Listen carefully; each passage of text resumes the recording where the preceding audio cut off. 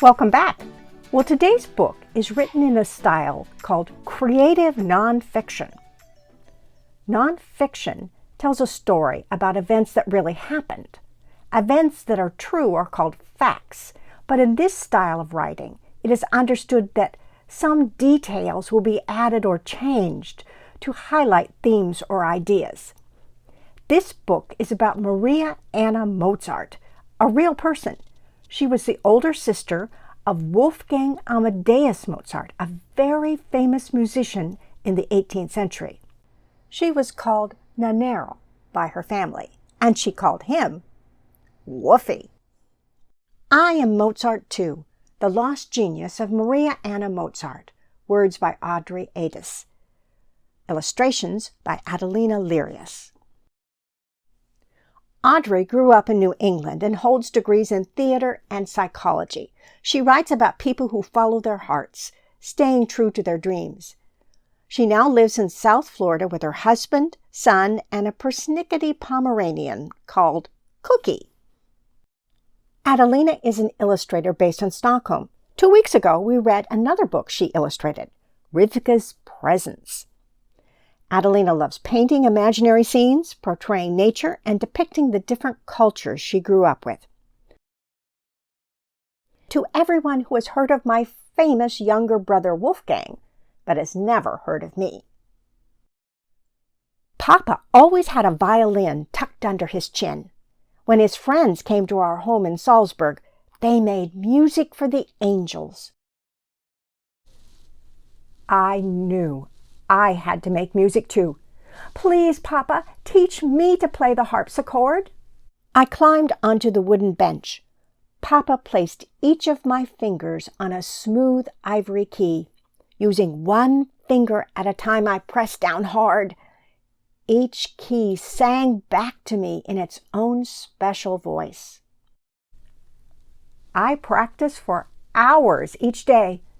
In no time, music poured out of me like water over the riverbanks in springtime, confident, wild, carefree. Wolfgang always wanted to do everything I did, so Papa taught him too.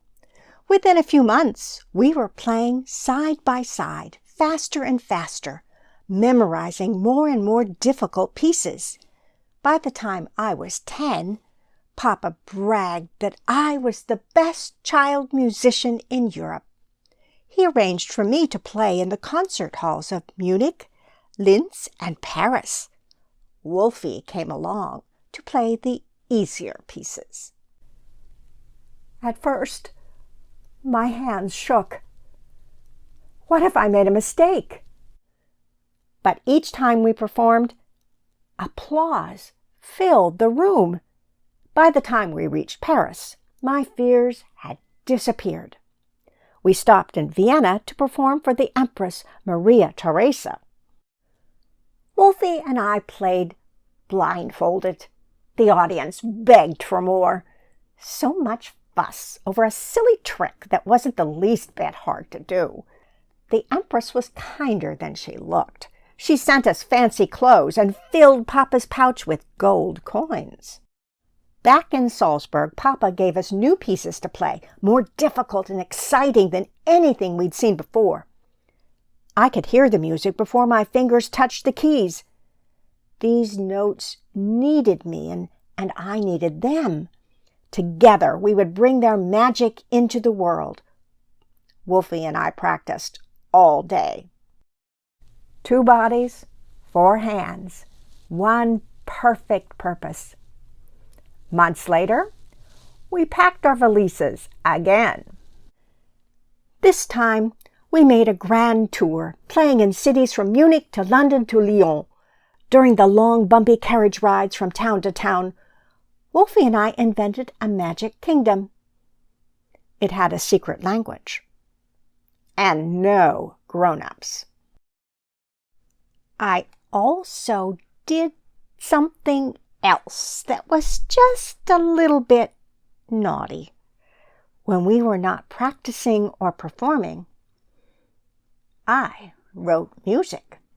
At a concert in London, Wolfie played one of my sonatas. I curtsied shyly as the audience applauded.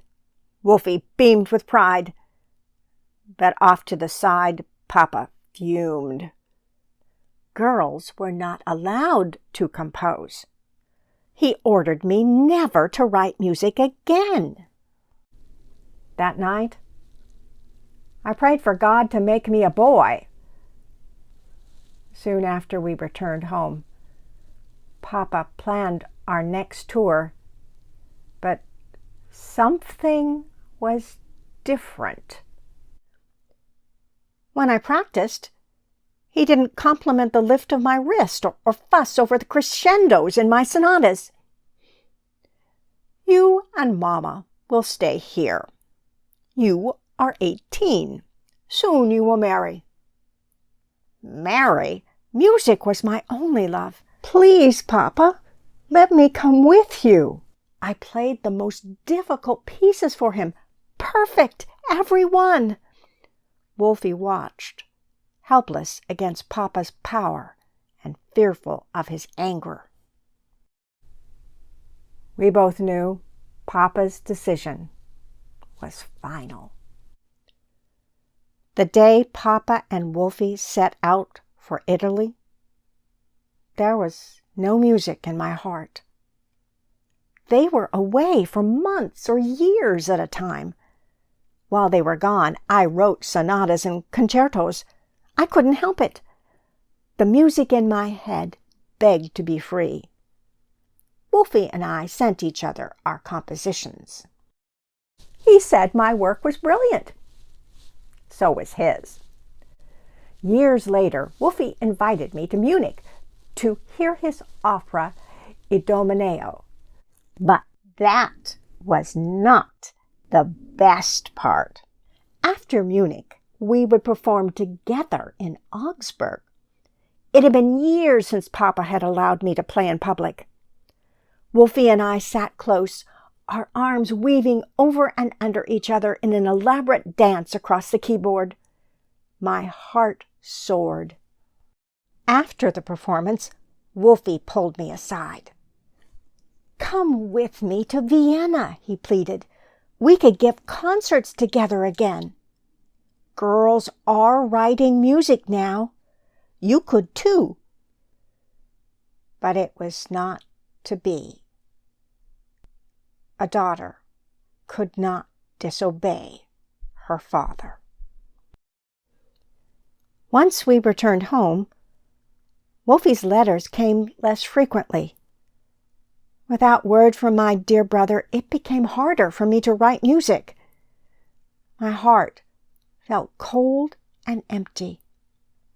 Papa arranged for me to marry a man from St. Gilgen who had no love for music. Without music, my heart had no home. On the day I received word that Wolfie had died, it was as if the blood in my own veins stopped flowing. He was my best friend. Through music, we shared one heart.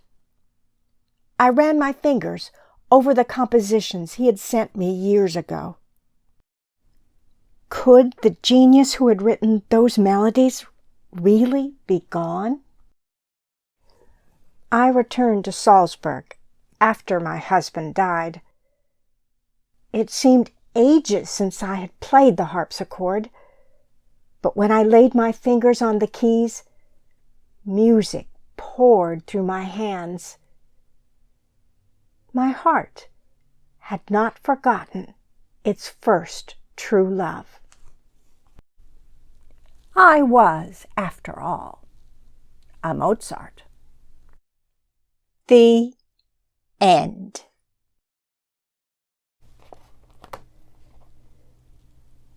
Nannerl did perform with her brother all across Europe, and she really was forced by her strict and domineering father to end her musical career when she was 18. These are facts. Fiction means made up. We don't know exactly how Nannerl or her family felt or what they thought or said. An author can only imagine these things based on what is known about the lives of the people in a story. In this telling, some events have been exaggerated or changed to fit more easily into a picture book. For example, the Mozarts toured so many cities that some places have been omitted or not presented in order. Also, the two of them probably never performed blindfolded, but they did show off their talent with similar stunts that would not have been easy to illustrate in a picture book. Another example of a change is when Nannerl and Wolfie played together as adults. During that reunion, they played two separate keyboards, but in a book with pictures, the joy of playing together is conveyed more powerfully with the two of them sitting side by side. So, why did she do everything her papa told her to? Well, life for girls in the 18th century was much different from today. Men, especially the father of a family, made all the important decisions. Girls and women were taught from an early age to be quiet and obedient. They depended on men to protect them and provide for them.